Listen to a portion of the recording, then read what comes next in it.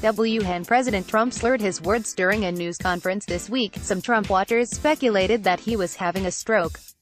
I watched the clip and, as a physician who specializes in brain function and disability, I don't think a stroke was behind the slurred words. But having evaluated the chief executive's remarkable behavior through my clinical lens for almost a year, I do believe he is displaying signs that could indicate a degenerative brain disorder. As the president's demeanor and unusual decisions raised the potential for military conflict in two regions of the world, the questions surrounding his mental competence have become urgent and demand investigation. Until now, most of the focus has been on the president's psychology. It's now time to think of the president's neurology, and the possibility of an organic brain disorder. Advertisement. Every day of my working life, I evaluate people with brain injuries. It falls to me to make decisions about what is normal and what is not, what can improve and what will not, whether or not my patients can work, what kind of work they can do, and pretty much everything else. In turning my attention to the president, I see worrisome symptoms that fall into three main categories: problems with language and executive function, problems with social cognition and behavior, and problems with memory, attention, and concentration. None of these are symptoms of being a bad or mean person. Nor do they require spelunking into the depths of his psyche to understand. Instead, they raise concern for a neurocognitive disease process in the same sense that wheezing raises the alarm for asthma. Here's the evidence on which I base my conclusion that it would be prudent for the president to be tested for a brain disorder. Language and executive dysfunction. Language is closely tied with cognition, and the president's speech patterns are increasingly repetitive, fragmented, devoid of content, and restricted in vocabulary. Trump's overuse of superlatives like tremendous, fantastic, and incredible are not merely elements of personal style. These filler words reflect reduced verbal fluency. Full transcripts of the president's interviews with outlets like the New York Times and Time reveal the extent of his disorganized thought patterns.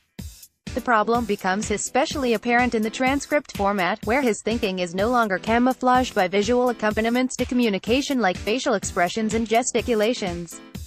Some outlets have sought to protect the president, forgiving his lapses by declining to publish full transcripts. When Politico published a leaked transcript of the Wall Street Journal's July interview, we learned that the president's intellectual curiosity rises to the level of introductory geography. You call places like Malaysia, Indonesia, and you say, you know, how many people do you have? And it's pretty amazing how many people they have. The president made that remark in response to a question about the ideal corporate tax rate, demonstrating the degree to which his thinking drifts. The problems with language expression extend to language interpretation, the likely source of the president's gross misunderstanding of London Mayor Sadiq Khan's message to his city in the wake of a terror attack in June.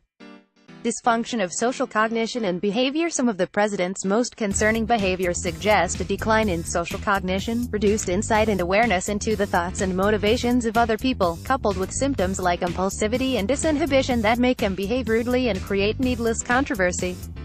The decision to fire FBI Director James Comey in the middle of the investigation into Russian meddling in the 2016 election is an example of an impulsive decision that was greatly damaging to the president himself, assuming he was not actually trying to cover up his own complicity in the matter under investigation.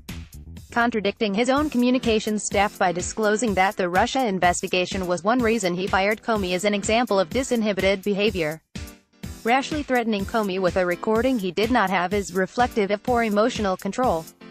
Trump's easy Twitter trigger finger, most recently retweeting British far-right videos he apparently knew nothing about simply because the social media platform promoted these videos in his feed, reflects poor impulse control.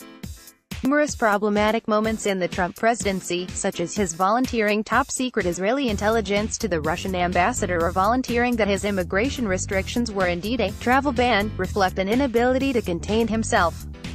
We saw this most recently with his inability to make it through a simple White House ceremony honoring Navajo code talkers without making an ethnically derogatory reference to an opposition political figure. The president's decision to launch into a fight with a Gold Star wife and mother who lost their soldier in Niger is also reflective of impaired social cognition. It could also signal memory decline, since it seemed as though he had not learned from a similar imbroglio during the campaign. Episodes like these often occur because of impaired frontal lobe brain systems. These typically provide some degree of restraint from saying the first thing that crosses your mind. In a healthy brain, these ideas must make their way through multiple layers of checks and balances that take into account the social propriety and appropriateness of the audience for a given remark. Such frontal impairment often does not stop at troublesome communication, but has physical manifestations such as childlike facial expressions and physical restlessness, both features we see in Trump. Dysfunction in memory, attention and concentration. The integrity of other primary cognitive domains like memory, attention, and concentration are tied up in all of the problems I mentioned above.